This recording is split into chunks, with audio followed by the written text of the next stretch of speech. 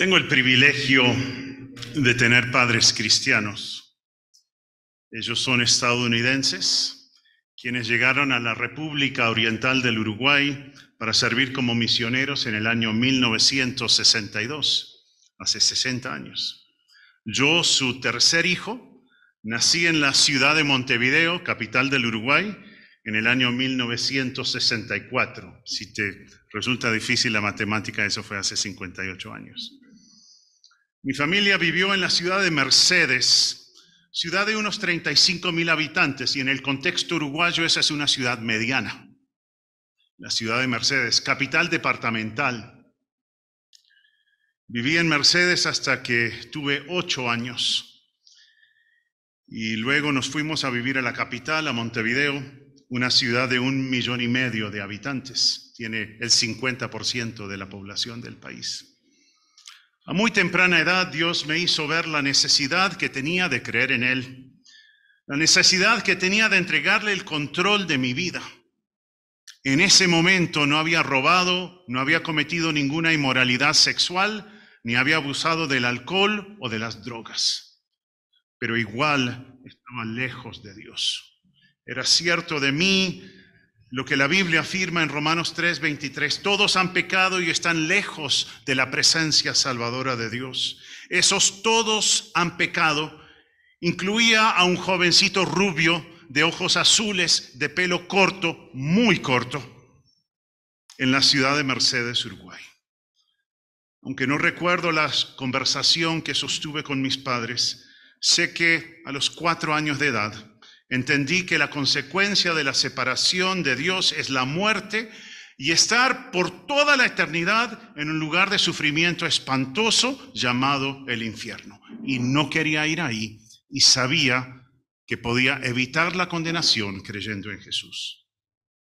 Entendí que sin merecerlo yo, Dios había ideado una forma para que yo no tuviera que pasar la eternidad lejos de su presencia. Entendí también que la forma de apropiarme de los beneficios de la muerte de Cristo era depositando toda mi confianza de salvación, no en mis propios méritos, de los cuales no tenía ninguno, sino más bien depositando toda mi esperanza de salvación en la misericordia de Dios, el único justo, el único bueno. Por eso me aferré a la hermosa promesa de Romanos 10:9. Si con tu boca reconoces a Jesús como Señor y con tu corazón crees que Dios lo resucitó, alcanzarás la salvación. El mismo Dios, en la forma de Cristo, se acercó a mí, un rebelde pecador. Me ofreció la vida a cambio de la muerte. Eso fue posible porque cuando Jesús murió en la cruz, no estaba pagando por sus pecados, pues no tenía ninguno, sino que estaba pagando por mis pecados. Al resucitar de la muerte a los 3 días, el Señor Jesús dejó en claro que tiene la capacidad de hacer todo lo que Él ha prometido hacer, aún vencer a la muerte y al pecado, aún regalarme una vida abundante y salvarme por toda la eternidad. De niño yo no faltaba nunca a las reuniones de la iglesia, no me dejaban. También participaba activamente en las actividades de la iglesia, de la cual formaba parte en Montevideo, ya de adolescente.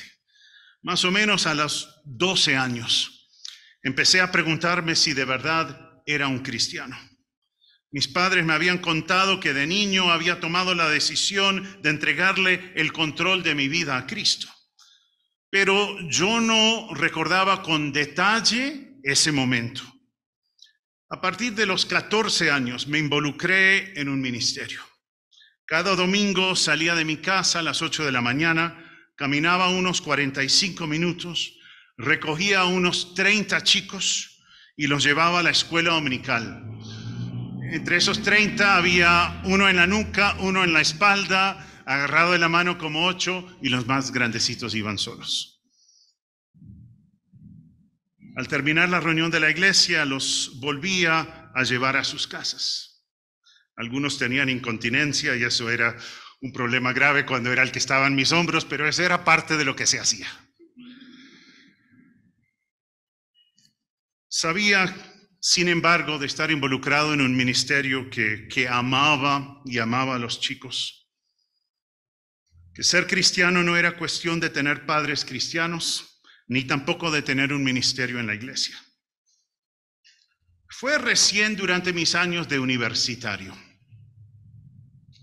que resolví de una vez por todas mis dudas en cuanto a mi salvación. Al entender que ser cristiano es cuestión de que Cristo tenga el control de mi vida. Sabiendo que era así, no tenía por qué preocuparme por no recordar el momento preciso de haber tomado la decisión. Fue evidente para mí al estudiar la primera epístola de Juan, que el Espíritu Santo obraba en mí, que amaba la palabra, amaba a los hermanos, y eso no por mis méritos, sino porque Dios me había salvado. Y desde entonces, por la gracia de Dios, desde hace 38, 39 años, no he vuelto a dudar de mi salvación. Sé que estoy seguro en las manos de mi Señor. De bachiller, pasaba mis vacaciones en el campamento cristiano que administraba mi papá. Yo tenía a mi cargo la venta de gaseosas, chicles y caramelos. Y parece poca cosa, pero se vendía.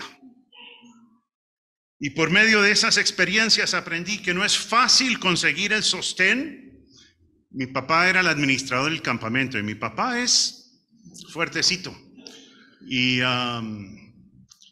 yo le pedía que pudiera guardar las gaseosas dentro de la heladera del refrigerador del campamento.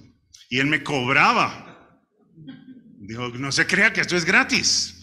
Entonces, bueno, yo entendí que es duro conseguirse sostén. Y fui desarrollando un interés por los negocios. Él me pedía que le vendiera las gaseosas a un descuento y yo le decía, como usted me cobra por la electricidad, usted paga lo mismo que los demás. Lo siento. Al empezar a pensar en lo que haría después de terminar la secundaria, mi papá me dijo, qué pena, hijo, pero tus padres no van a poder costearte la universidad. A los 17 años me fui a vivir a los Estados Unidos. A Dios gracias, trabajando en un sitio y a veces en dos, en la biblioteca de la universidad, de ujier en los auditorios y también como ayudante en el departamento de contabilidad de un banco, pude costear mis estudios. Me gradué como contador y durante 11 años trabajé en el mundo de las finanzas, primero en una firma de auditoría y luego en 2 bancos. Aparte de mi trabajo, colaboraba con una iglesia local en un barrio hispano de la ciudad de Chicago. Allí fue que me enteré de que había tal cosa como iglesias gobernadas por ancianos. Nunca había escuchado de eso antes, hasta mis 23 años. Me enteré que había iglesias gobernadas por ancianos que participaban en la cena del Señor cada primer día de la semana. Una iglesia como la nuestra.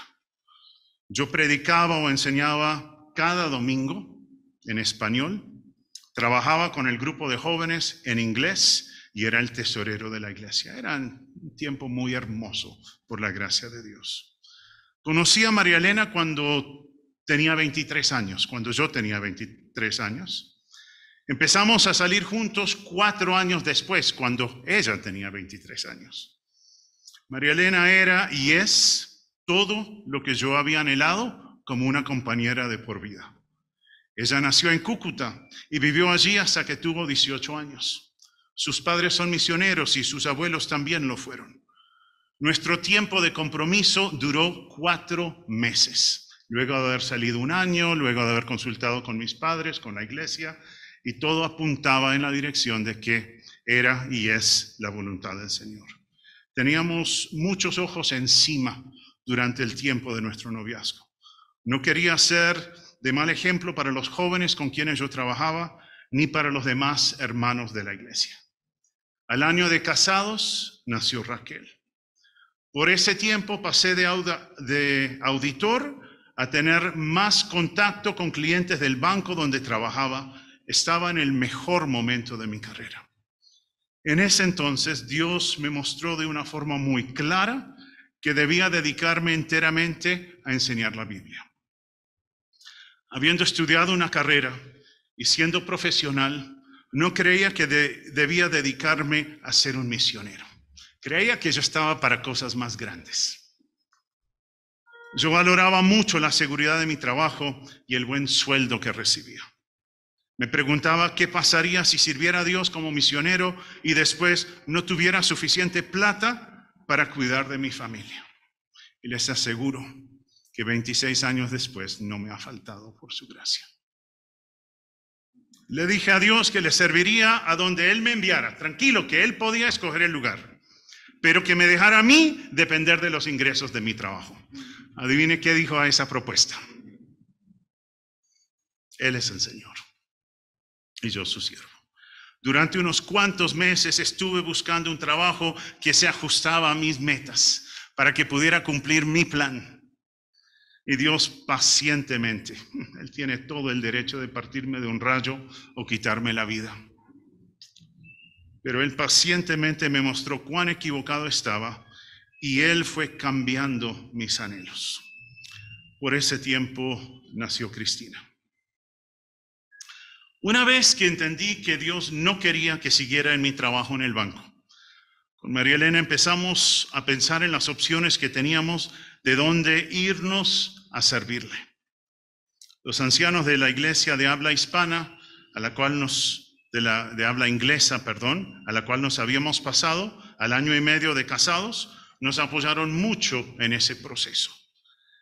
Nos vinimos a Bogotá de visita en Semana Santa del año 1996. Estando aquí, llegamos al convencimiento de que este era el lugar en el cual Dios quería que le sirviéramos. El Señor confirmó su llamado al venderse la casa y al aparejarse una cantidad de otros asuntos que solamente Él podría haber solucionado. Vinimos a vivir a Bogotá a los 6 meses de haber venido de visita. En los primeros años de estar viviendo en Colombia, Dios nos regaló 2 hijos rolos, Ana Isabel y Andrés. Mi pasión es formar discípulos de Cristo.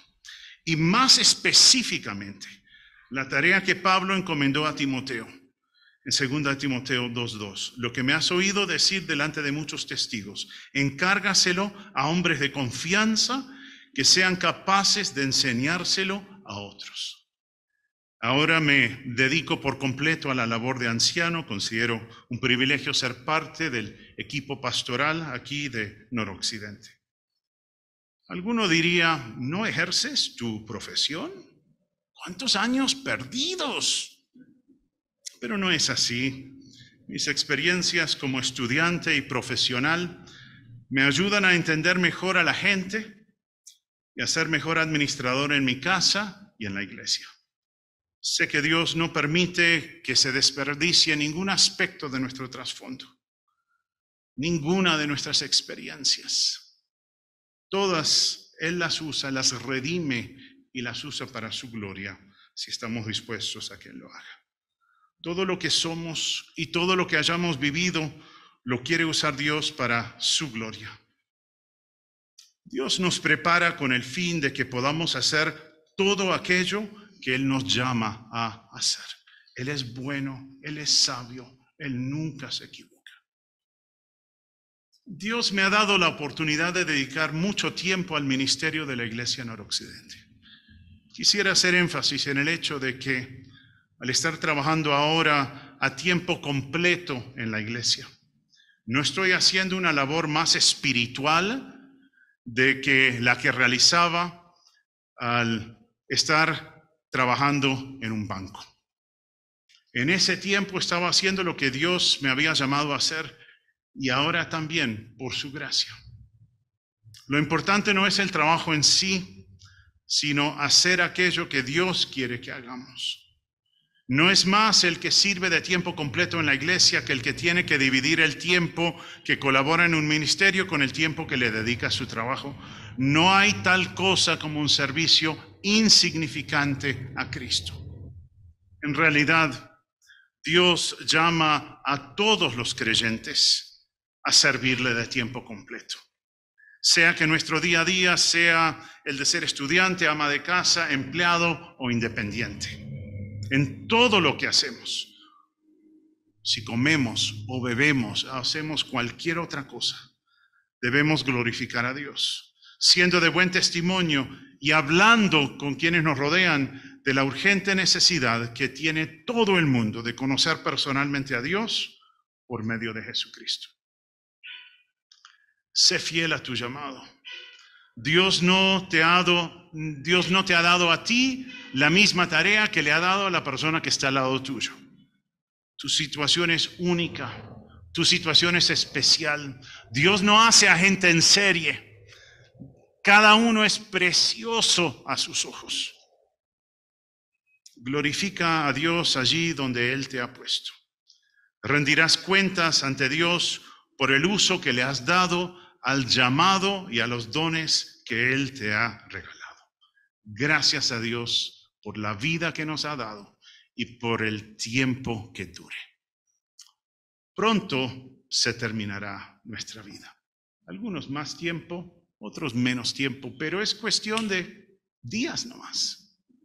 Años, décadas para algunos quizás, pero es poco tiempo. Solo lo que hacemos para Cristo perdurará. Vamos a orar. Padre, gracias por el privilegio de conocerte. Gracias por el Señor Jesús, quien tomó nuestro lugar en la cruz. Allí debíamos estar nosotros. Él de buena gana fue a la cruz. Y Él con poder resucitó, venció a la muerte, al pecado.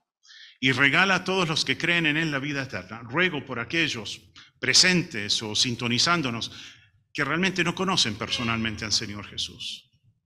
Que ellos tengan un vivo deseo de conocerte, que les inquietes en cuanto a su presente y a su eternidad. Gracias porque quienes te conocemos podemos andar contigo, no cumpliendo nuestros sueños, pero sí teniendo tu presencia y haciendo tu voluntad, que es mucho más importante que nuestros sueños. Cambia nuestra forma de pensar para que así cambie nuestra forma de actuar y que en todo vivamos para tu gloria. En el nombre de Jesús. Amén.